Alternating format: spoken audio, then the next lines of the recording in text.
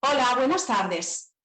Eh, Muchísimas gracias por seguir siendo fieles a la emisión de este programa que estamos haciendo, intentando tocar temas de la actualidad que están ahora mismo ocurriendo, no solamente en Barcelona, sino en toda España.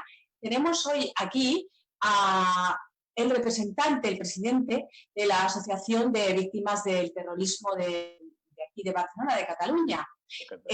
Porque creemos que es muy importante celebrar entre todos su presencia entre nosotros para que nos explique muy bien todo lo que ocurrió aquella aciaga tarde del 19 de junio a las 4:08 de la tarde. Él es José Vargas. Pero antes de todo, quiero indicarle a las personas que pueden seguirnos por las páginas de Cataluña Suma y España y Catalans en Facebook, celebrar y posteriormente en diferido todos por los canales de YouTube de las mismas páginas. Aquí tenemos a José Vargas, que es el presidente, que nos va a contar toda esta historia de lo que pasó aquella tarde. Buenas tardes. Hola, hola, buenas tardes, María José, ¿qué tal?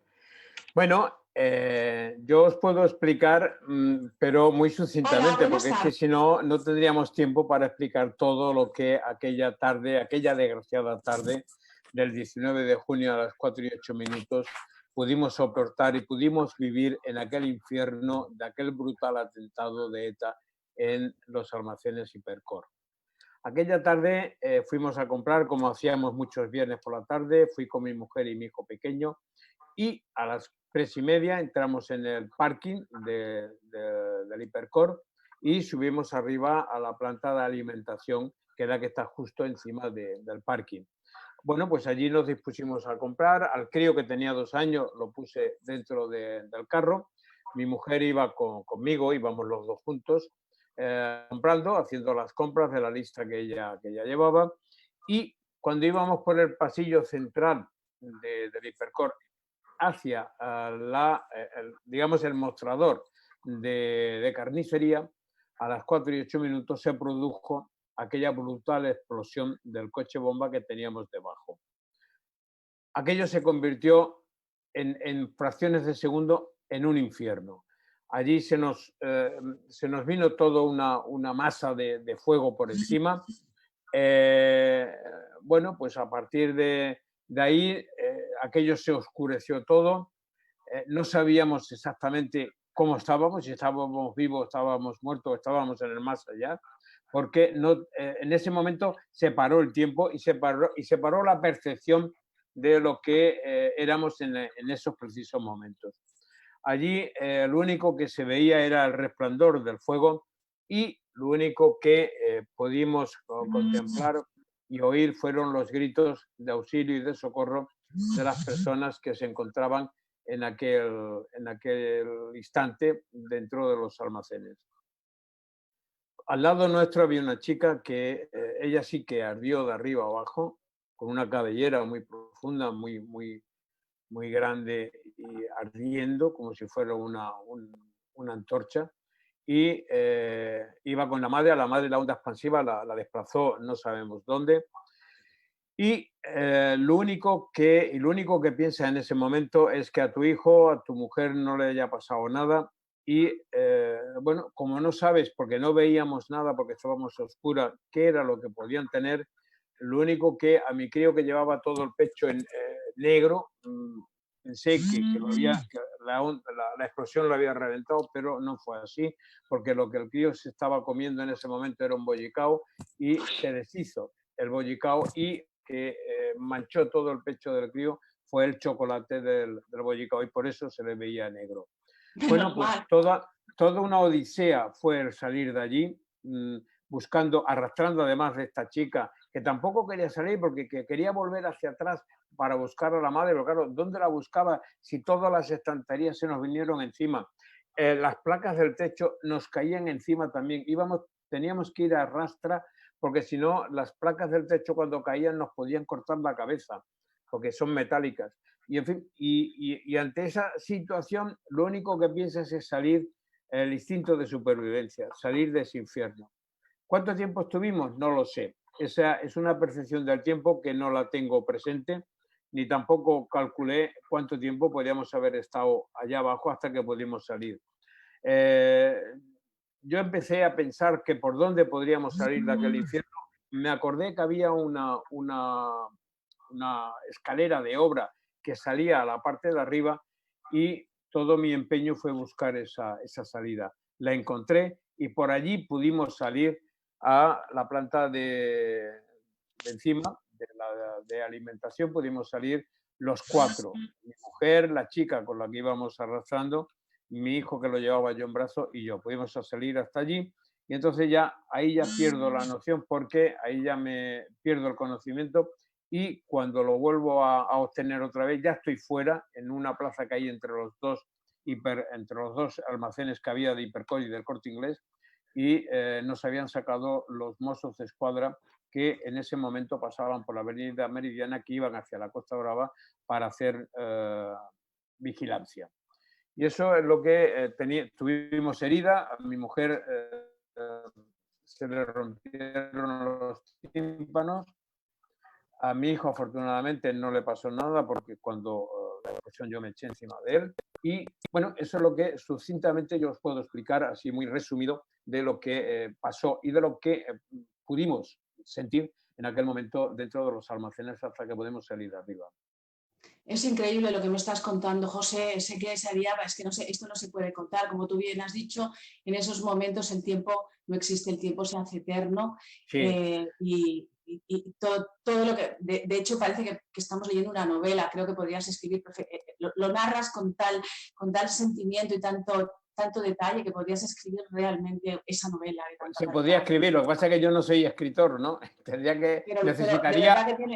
Pero podrías, porque realmente es que esto no, yo no lo había sentido narrar así en directo más que a ti hoy y en fin, no se percibe igual desde fuera que cuando te lo cuenta una persona que lo ha pasado. No, y además ocurre una cosa que cuando empiezas a preguntar y empiezas a saber, aún más te das cuenta de que realmente nos podíamos haber quedado, como se quedaron 21 personas, nos podíamos haber quedado muchísimas más dentro de estos almacenes.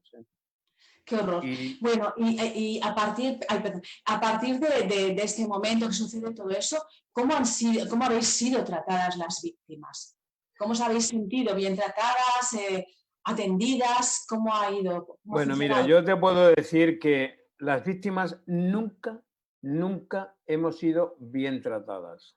Las víctimas siempre hemos sido los grandes olvidados de la sociedad y de los políticos que nos ha tocado aguantar o tener, ¿no? Porque desde un principio, cuando pasó el atentado y se acercaron los políticos como el alcalde de Barcelona, el Pasqual Maragall, en fin, el presidente de la Generalitat, que era Jordi Pujol, etcétera, etcétera, al día siguiente todos te dicen buenas palabras, todos son muy buenas carantoñas, todos son parabienes y todo es muy bonito porque lo cuentan ellos. Pero la cruda realidad es lo que pasa al día después de las promesas que al menos esos políticos han ofrecido. Porque realmente te das cuenta cuando vas a pedirles ayuda que ellos, porque en aquellos tiempos el Estado no ayudaba en nada a las víctimas, las tenían como apestadas, ¿no? Entonces, cuando el político tú vas a reclamarle esa ayuda que él te ha ofrecido, la respuesta es muy dura, ¿eh? No me acuerdo. Yo prometí esto, yo prometí lo otro, pues no me acuerdo. Esa es la respuesta de Pasqual Maragall a todos los que fuimos en su día a pedirle una ayuda porque, a ver, mi coche se quedó allí, en Hipercor. Yo trabajaba de comercial. El coche era una herramienta de trabajo. Bueno, pues yo, como a mí nadie a día de hoy me ha pagado el coche, porque a pesar de tenerlo a todo riesgo, no lo he cobrado, porque eso entra en consideración el consorcio de seguros, y el consorcio de seguros siempre tira a la baja, y claro. ya te digo, a día de hoy no he cobrado el coche, pero bueno, eso es lo de menos ahora. Pero cuando tú vas a reclamar esa ayuda que ellos te han ofrecido, te dicen siempre lo mismo. No me acuerdo. Esa es la respuesta que te da el político de turno. Entonces, por Aquí eso te tenemos, digo que las víctimas siempre, siempre hemos estado muy, muy olvidadas. aquí tenemos un mensaje que nos llega de Florencio Pérez. Dice, Florencio Pérez Mascaraque, vaya tarde de viernes que nos dieron esos sinvergüenzas de ETA. Hoy en día representados en el Congreso por Bildu y unas caras demoníacas. No hay para menos. ¿Cómo se tienen que sentir las víctimas cuando ven que hay personas que están directa o indirectamente relacionadas con la banda terrorista ETA y los ven sentados con sonrisas de perdonavidas y encima viéndose acusadas por ellos de estar utilizando como el tema de las víctimas para hacer propaganda política y hablan de que nos olvidemos de las víctimas? Es algo que a mí me descuadra todo, ¿no? Porque ¿quién se puede olvidar de un hijo? ¿Quién se puede olvidar de una esposa, de un padre, de una madre? Quizá ellos, pero desde luego las personas normales, los pobres trabajadores que compran en el Hipercor, en un barrio trabajador de Barcelona, estas personas no Bueno, olvidan eso estas es cosas. lo que ellos lo que han procurado siempre ha sido socializar el dolor, y por eso siempre ellos lo que han intentado y están intentando y lo están consiguiendo es que incluso las propias víctimas nos sintamos culpables, Es culpables increíble. de lo que pasó. Entonces, ese es el discurso, el relato y el lenguaje que emplean ellos. Y es muy triste que tengamos que a estas alturas encima tener que rendirles pleitesía a todos estos zánganos que están en el Congreso de los Diputados, que son de Bildu o que son los amigos de los terroristas. Porque no olvidemos que en el Congreso de los Diputados también hay formaciones catalanas de aquí, RC, Junts.cat, que cuando viene Otegi aquí a Barcelona o cualquier otro terrorista le ponen la alfombra roja. En cambio, las víctimas tenemos que estar siempre, siempre reclamando nuestros derechos, que nadie hace caso a ellos, ¿no? Entonces, eso es lo que... No quiero ni pensar, no puedo ni pensar cómo se os queda el cuerpo cuando vemos a señor Rufián abrazado con la gente de Bildu, tan amigos, tan colegas. No, o sea, no me lo puedo plantear. Es de esa sonrisa, ese cinismo tan impúdico que exhiben, creyéndose Bueno, encima, yo haciendo lo encima único, mira, yo lo único que te puedo como que decir, son María José, es como que que ellos son los buenos ya, y ya, encima, vosotros, o sea, todos nosotros somos los malos, porque esos atentados duelen en el alma de todos los españoles.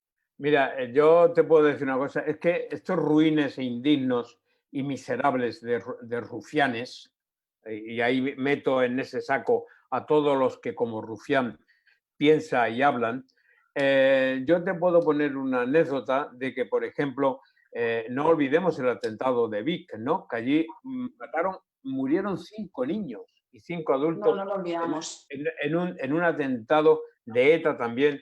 Y yo, incluso que he estado en Vic, he estado haciendo, como cada 29 de mayo, el acto de homenaje a las víctimas de Vic. A mí me han llegado a llamar allí hasta terrorista, me han llegado, asesino y terrorista. Es el Por eso colmo. sí, es el colmo de los colmos, es el blanqueamiento que están haciendo de los asesinos y de ETA los gobernantes que tenemos actualmente. Bueno, es su estrategia, es su estrategia. Ellos son los malos, por tanto nosotros somos los buenos. Y como la gente parece que ha perdido no solamente la capacidad de informarse, sino la pura empatía de decir, Sí. ¿cómo va un ser humano a olvidar el dolor? Eso no se puede olvidar, eso hay que comprenderlo y ayudar. Y no hablemos del atentado de Zaragoza, que esto ya... También, el del cuartel de Zaragoza, que murieron también 11 personas allí también, murieron 5 niños también. A ver, que no es... ellos lo que nos quieren es tener de rodillas y suplicando el perdón de ellos. Ese es la mayor gloria que pudieran tener los bilduetarras, los de Herri Batasuna y los de Sortu y todos los que amparan a estos asesinos, es lo que quieren, tenernos de rodillas para así blanquear toda la violencia y todo el daño que ha ejercido y que ha hecho ETA en este país. Entonces, nos quieren sentir culpables.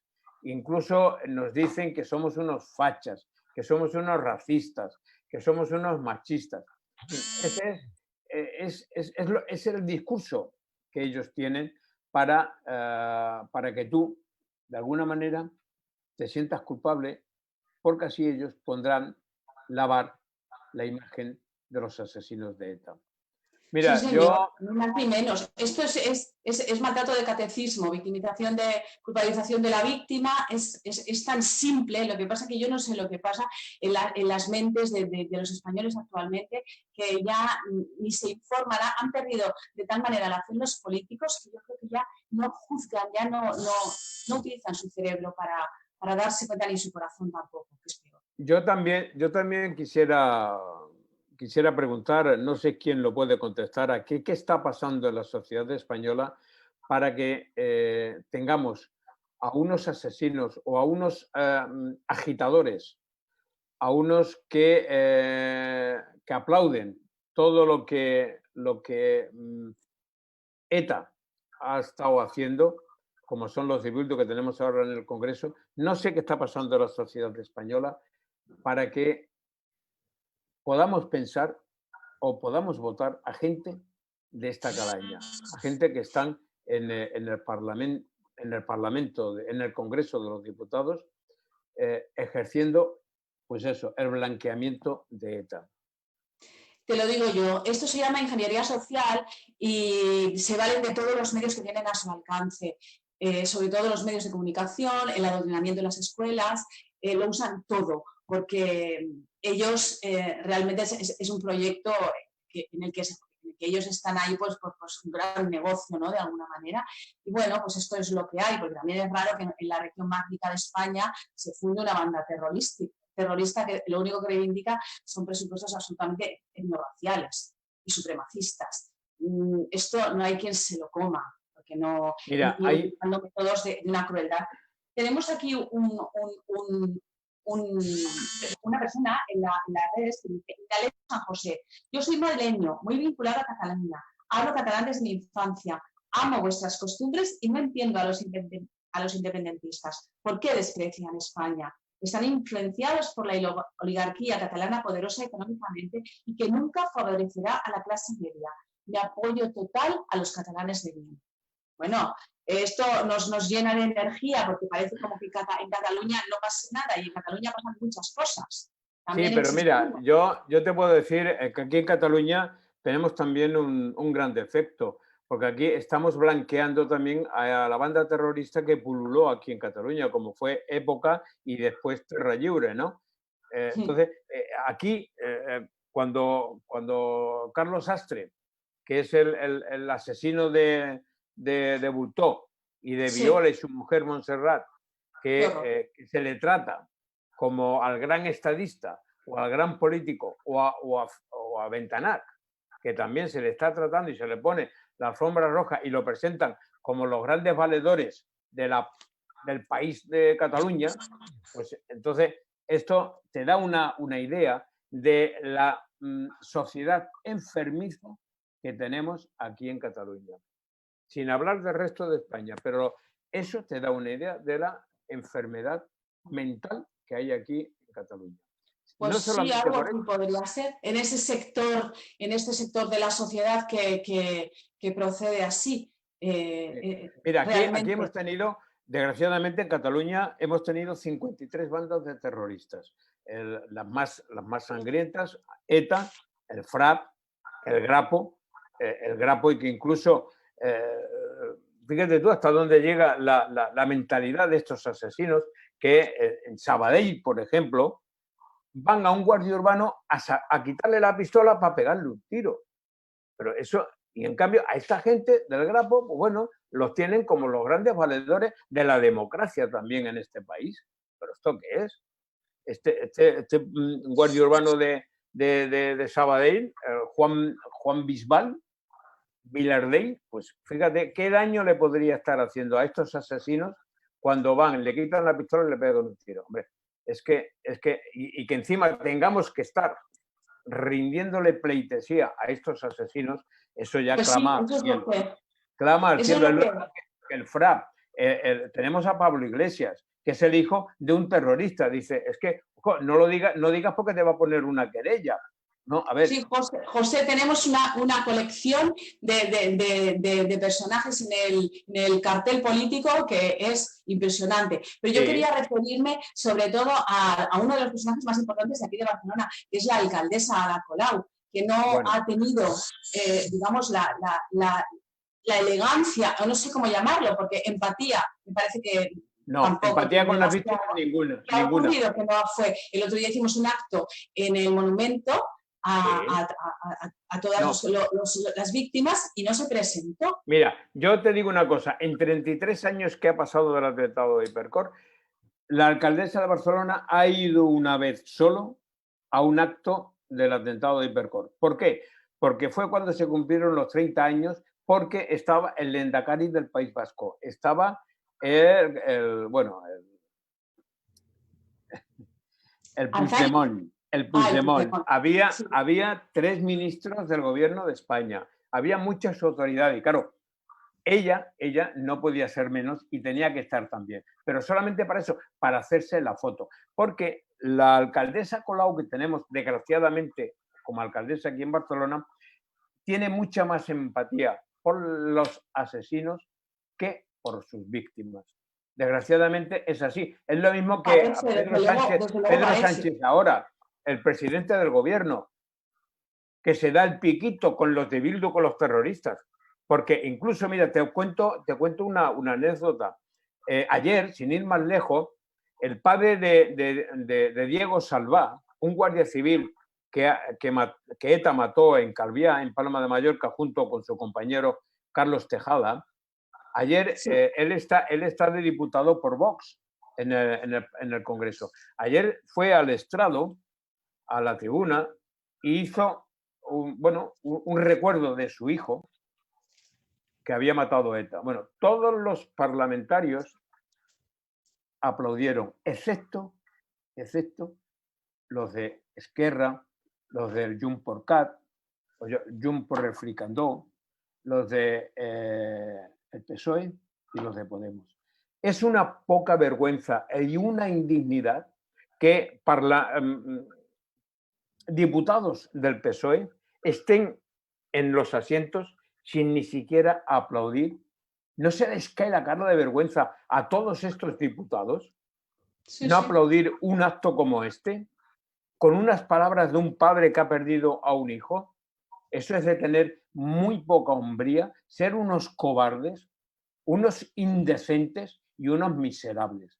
Y eso es lo que tenemos desgraciadamente aquí. Mira, el día 27, sábado, se hace un acto en el Congreso de los Diputados, que ahora se hace cada año, desde el 2010, se va haciendo cada año, el día 27 de junio. Porque ese día se tomó como referente del Día Nacional de las Víctimas, porque fue cuando en San Sebastián, en la estación de autobuses de Amara, una organización terrorista que pululaba en el año 60 por esos lares, llamada Drill, puso un paquete bomba al lado de un cochecito de un bebé de 22 meses. Explotó y quemó a ese bebé, lo mató a ese bebé. Entonces, es la primera víctima de un atentado terrorista. Y por eso, a una petición de este servidor, en una reunión que hubo en Madrid con todas las asociaciones de víctimas y fundaciones, se escogió ese día como el Día Nacional de la Víctima, el día 27. Pero este año no vamos a ir casi ninguna de las asociaciones. ¿Por qué? Pues mira, yo he hecho un resumen del por qué no vamos a ir. Por el protagonismo y pleitesía que el gobierno le ha dado al brazo político de ETA. Por el blanqueamiento que se está haciendo de la banda terrorista. Por haber pedido muchas veces que cesen los homenajes constantes que hacen de enaltecimiento del terror de los asesinos en el País Vasco y en Navarra. Esto te lo quería comentar. ¿Cómo es posible que cada vez que se escarcela a un etarra, Sí. se hagan actos de honoríficos hacia ellos y los reciban como si fuesen héroes. Cuando en realidad todo lo que han padecido las víctimas son ellas a las que deberían ayudarles, a las que deberían hacerles homenajes, y sin embargo la alcaldesa o cualquier autoridad no se digna a tomar en serio. Y no es solamente eso, sino que en el momento que tú reivindiques el dolor de las víctimas, los derechos de las víctimas, encima tienen la desfachatez de decir que esto es algo inadecuado y que estamos siendo nosotros culpables por no olvidar. Pero a ver, es que no se puede ni se debe olvidar, porque es una historia reciente. Por eso te he dicho al principio que nos quieren hacer sentir culpables precisamente para que ellos puedan seguir haciendo todos esos desmanes que están haciendo. Porque otra de las cosas que tampoco vamos a ir el sábado a Madrid, al Congreso, es porque el ministro del Interior, Marlaska, en varias reuniones que hemos tenido con él, siempre nos ha perjurado de que no, bueno, aparte de, entre paréntesis, nos ha mentido siempre, porque le pedimos que no se acercaran presos con delitos de sangre al País Vasco. Bueno, pues es lo primero que está haciendo, y es lo que está haciendo. Entonces, eso tampoco lo ha cumplido. Nos ha mentido a todas las asociaciones. Y por eso que a las víctimas nos quiere de rodillas. Y a las víctimas, ¿tú crees que...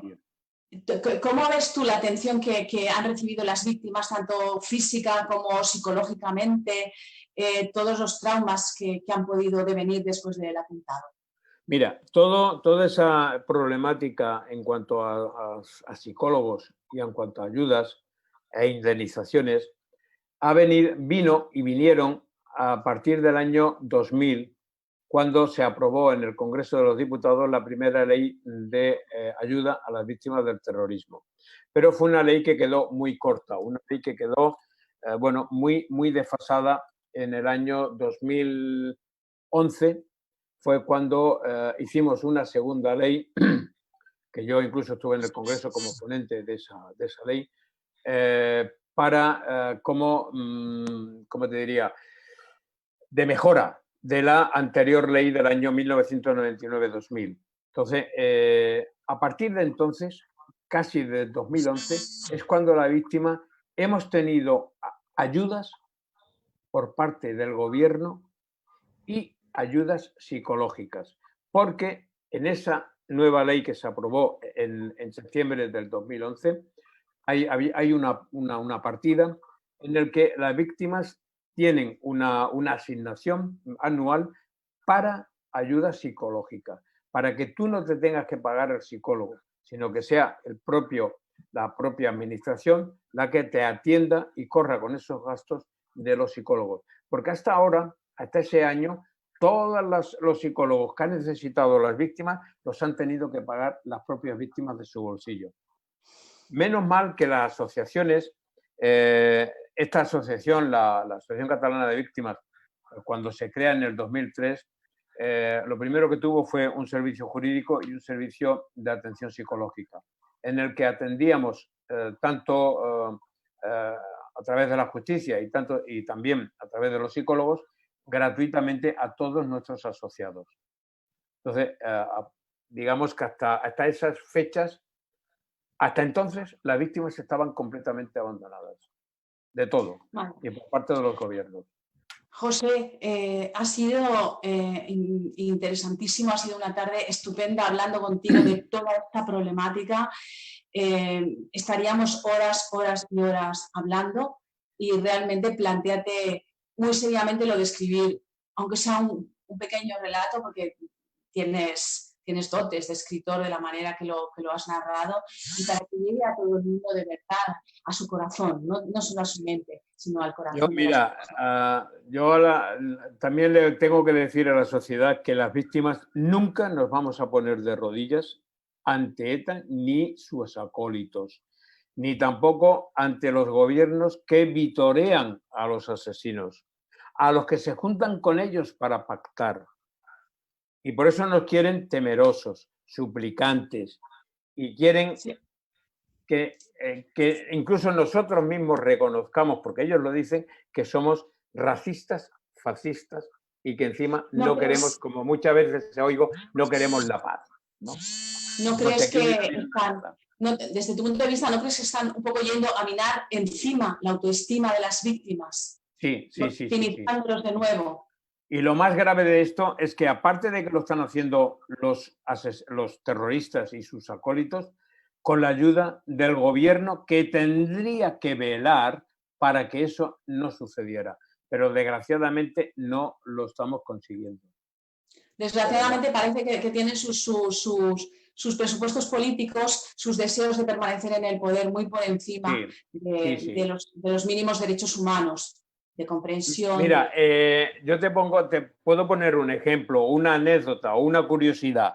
Pablo Iglesias, que tanto se las da, que va a las ricotavernas del País Vasco a darle charlas a los acólitos de los asesinos y a su brazo político, aún a día de hoy estamos para al menos que pueda recibir a una asociación o a una víctima para que esa víctima le explique los pormenores de los sufrimientos de esas víctimas. Hace como una selección, ¿no? Hay víctimas que sí, víctimas que no. Bueno, para ellos las víctimas son ellos. Nosotros somos apéndices, ¿no? O daños colaterales, como diría alguno que yo me sé, ¿no? Es el eufemismo más horroroso que se ha inventado en este mundo, los daños colaterales, que quiere decir personas muertas. Yo te digo una cosa, son ruines y son, de verdad que te lo digo, y me sale del corazón, y si a alguien le molesta, pues lo siento mucho, pero son ruines y miserables, por muchos diputados que sean. José, te veo que eres un hombre fuerte, valiente, luchador. Nos gustaría muchísimo que volvieses otra vez a explicarnos cuando queráis, porque hay muchas cosas que explicar y de más víctimas, ¿no? Hay muchas cosas. Nos ha habido muy a poco y de hecho tenemos las redes inundadas de mensajes de personas que nos están diciendo muchos comentarios, pero el tiempo se nos está acabando. El tiempo es el que hay, ¿no? Te agradezco muchísimo lo fácil que ha sido además contactar contigo, te lo dije de un día para otro y aquí te tenemos, encantadísima de haber vivido contigo todo ese dolor, que hasta que no te lo cuenta una persona es imposible que lo puedas entender. Eso no se puede. Pues no, de verdad que dices bien y tienes toda la razón. Para hablar o para entender un poco lo que es esto, tienes que haber pasado y haber sufrido la desidia, la dejadez, primero de un gobierno, bueno, primero el atentado en sí y luego la dejadez y la desidia de un gobierno que tenía que haber respondido hacia las víctimas como Dios manda y no lo ha hecho, nunca lo ha hecho. Bueno, pues yo me quedo con tu palabra, con tu última palabra de que vas a volver y vas a volver a explicarnos todo cuando queráis. Tema al respecto de todo esto. Y a todos los que estáis atendiendo en la emisión, ya sabéis que podéis volver a escucharlo en diferido en nuestras redes, por YouTube. Y muchísimas gracias por volver a estar aquí, fieles a nosotros y con nuestros temas que siempre vamos sacando porque tenemos este foro que por suerte, gracias a Dios, nos permite expresar las cosas tal como son. Pues gracias a vosotros y aquí quedo a vuestra disposición para lo que queráis preguntar y saber más adelante. Muchísimas gracias, José, a ti y a todos los que nos están escuchando. Gracias. A vosotros. Venga, buenas tardes. Muy buenas tardes. Adiós.